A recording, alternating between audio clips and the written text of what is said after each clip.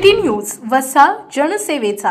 बुलढाणा येथील महसूल विभागातील महाभ्रष्टाचारी मंडळ अधिकारी विजय दत्तात्रय टेकाळे यांच्या भ्रष्टाचाराची चौकशी करून त्यांच्यावर कारवाई करण्यासंदर्भात पुन्हा एकदा अमरावती महसूल आयुक्त कार्यालयाकडून एका पत्राद्वारे स्मरण करून देण्यात आले आहे। यापूर्वी देखील महसूल आयुक्त कार्यालयाने जिल्हाधिकाऱ्यांना पत्र पाठवून कारवाई करण्याचे निर्देश दिले होते। मात्र अत्यंत ढिसाळ झालेल्या जिल्हाधिकारी कार्यालयाच्या प्रशासनाने या प्रकरणी फारशी गंभीर अशी कारवाई करण्यात आलेली नव्हती।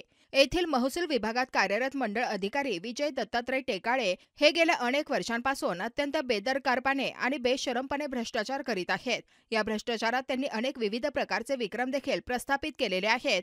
विजय टेकाळे यांनी भ्रष्टाचाराच्या मलिद्यातून प्रचंड प्रमाणात अवैध संपत्ती देखील अर्जित केली आहे। अनेक नागरिकांची लोट आणि फसवणूक देखील त्यांनी केली आहे। दैनिक जनसंचलन व सिटी न्यूजने या प्रकरणी वृत्तमालिका प्रकाशित करणे, वरिष्ठ अधिकाऱ्यांना पत्रानिशी पुरावे सादर करणे, लाचलुचपत प्रतिबंधक विभागाकडे तक्रार तसेच सातत्याने बुलढाणा तहसील कार्यालयापासून ते अमरावती महसूल आयुक्तांपर्यंत सातत्याने भ्रष्टाचाराचे पुरावे देण्याचे काम केले आहे। मात्र बुलढाण्यात जिल्हाधिकाऱ्यांपासून ते अगदी तहसीलदारांपर्यंत कोणीही महाभ्रष्टाचारी टेकाळे यांच्यावर कारवाई करण्याची हिंमत आजवर दाखवलेली नाही। सिटी न्यूज व दैनिक जनसंचलनच्या वतीने काही दिवसांपूर्वी पुन्हा एकदा अमरावती महसूल आयुक्त कार्यालयाकडे या संदर्भात तक्रार दाखल केली होती। विद्यमान महसूल आयुक्त श्वेता सिंघल या एक अत्यंत कर्तव्यदक्ष व प्रामाणिक अधिकारी म्हणून प्रसिद्ध आहेत। त्यांचा बुलढाण्याशी खूप जवळून संबंध आलेला आहे। श्रीमती सिंघल यांनी बुलढाण्यात उपविभागीय अधिकारी म्हणून कार्यकाळ गाजवला आहे। त्यांनी त्यांच्या कार्यकाळात महसूल विभागात भ्रष्टाचार करणाऱ्यांवर कारवाईचा बडगा देखील उगारला होता। परंतु सध्या महसूल विभागात श्रीमती सिंघल यांच्या एवढा कर्तव्यदक्ष व निडर अधिकारी नसल्यामुळे टेकाळेंसारखी भ्रष्टाचारी अपप्रवृत्ती महसूल विभागात प्रचंड फोफावली आहे। ही भ्रष्टाचाराची विषवल्ली खरे तर आज खणून तिचे निर्दालन करणे गरजेचे आहे।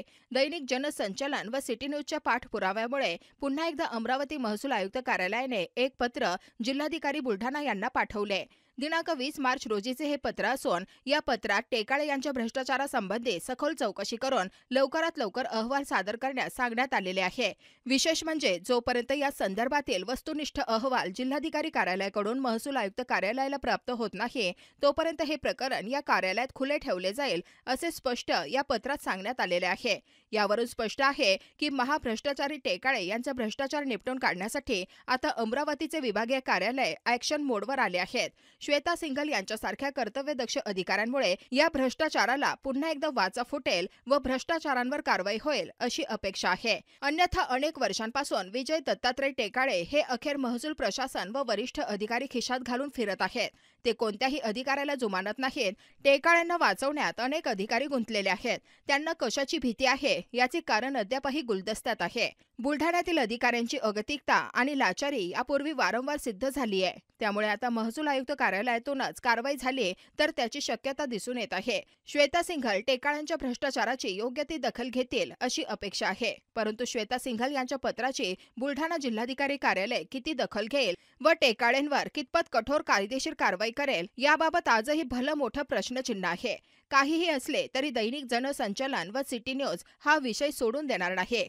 जोपर्यंत टेकाळ्यांसारखी भ्रष्टाचाराची कीड ही महसूल विभागातून समूळ उपटून काढली जात नाही तोपर्यंत या विषयाचा पाठलाग करीतच राहणार आहे।